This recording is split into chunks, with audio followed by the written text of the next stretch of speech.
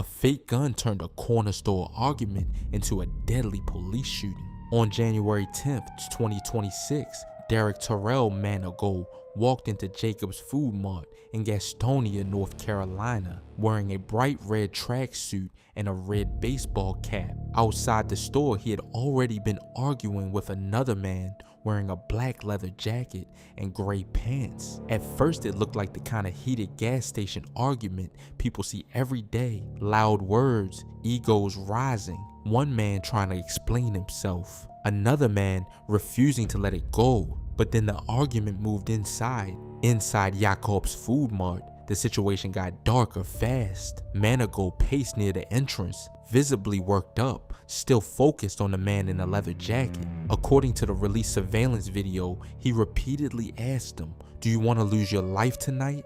That was not just trash talk anymore. That was a death threat said over and over inside a store with other people nearby. What Manigault did not know was that two undercover Gastonia detectives were already inside and outside the store. They were not there for him. They were conducting a routine alcohol compliance check with a minor informant when this entire confrontation erupted around them.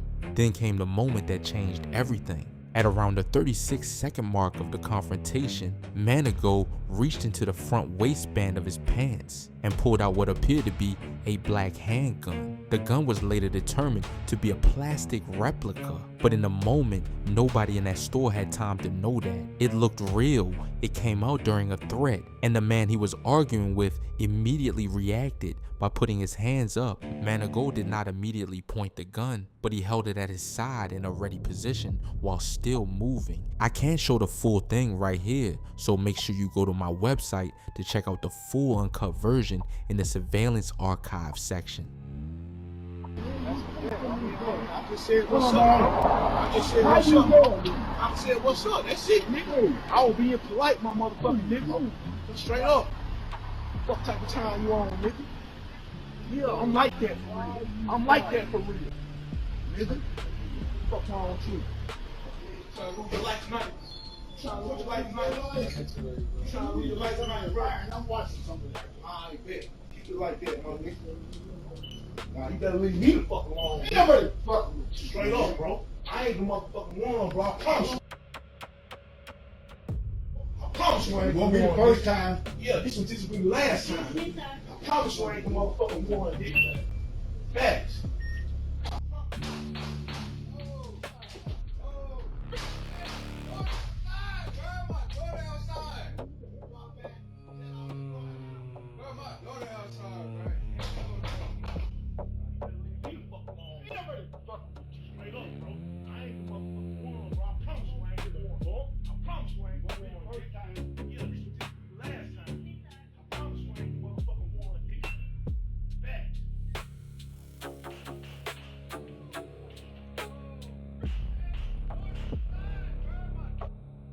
Manigault was taken to the hospital and later died from his injuries. The weapon recovered after the shooting was not a real firearm. It was a realistic looking plastic pistol replica. That is the part that makes this case so heavily debated. Manigault did not have a real gun, but according to investigators, the officers had every reason to believe he did. He made repeated death threats. He pulled an object from his waistband. He held it during the confrontation, and it looked authentic enough to create what prosecutors called a reasonable belief of deadly danger. The Gaston County District Attorney ruled the shooting justified. No charges will be filed against the officers. The DA's reasoning came down to one legal point. Officers do not have to wait until a gun is fired before reacting to what appears to be an imminent deadly threat. But Manigault's family disagrees with that ruling. His wife has argued that the gun was never raised inside the store and questioned whether officers gave enough warning before opening fire. That is why the surveillance video matters so much. It shows the argument, the threats,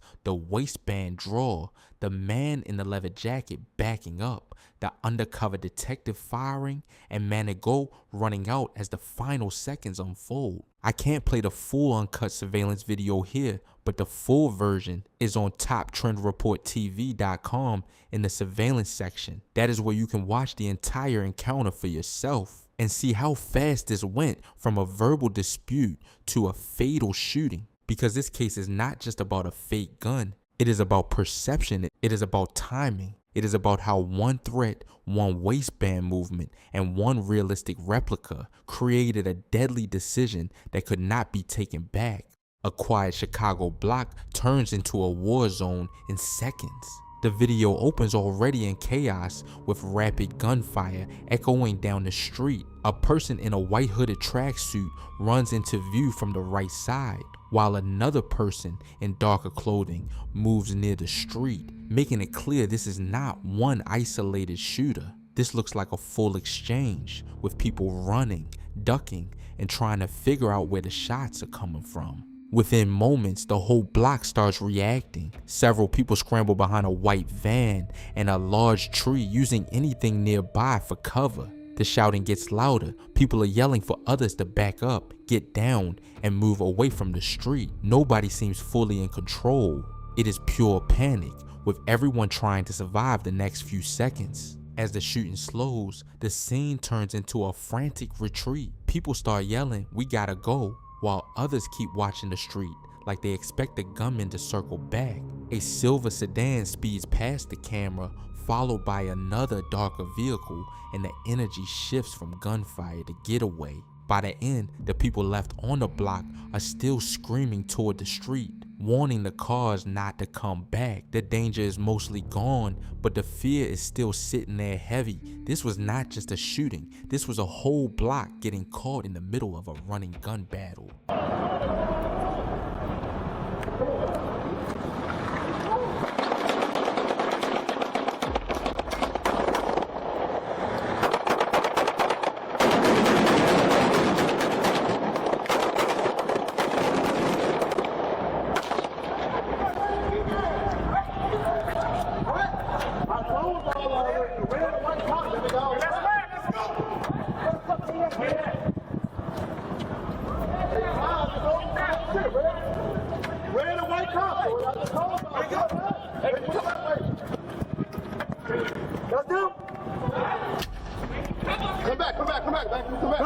Back in, come on.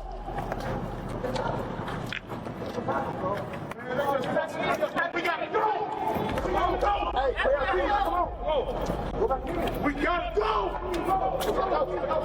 We gotta go. We gotta go. We gotta go. Yeah, take this stuff.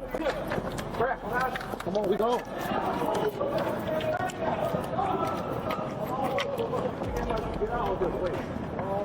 No, just come everybody chill it. What?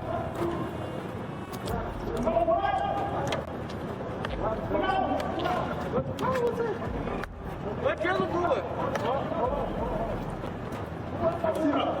Get the feet up. Get the feet up. Man, I'm trying to make sure I'm fucking cool.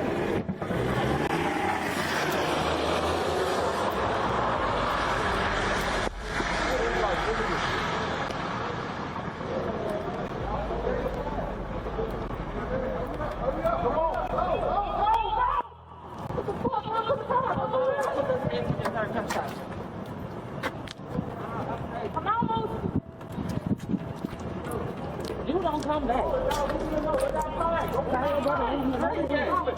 for y'all car. Go. Monkey! Go back to the end. Let's go. The footage starts outside Tommy's place in Blue Island, right after a party or gathering. DeAndre Golden, known as 051 Wu, is seen in the area as people are leaving and standing around near the venue. At first, nothing looks urgent. It just looks like the normal aftermath of a late night event. Then the situation changes fast. The surveillance captures the moment the shooting breaks out near the 12,200 block of Southwestern. People immediately scatter, running away from the gunfire as the street turns chaotic. Wu is hit during the attack, and the panic around him shows how sudden the ambush was. After the shots, the footage shifts into the aftermath. People rush around trying to figure out what happened, while others move toward Wu and the area where he went down.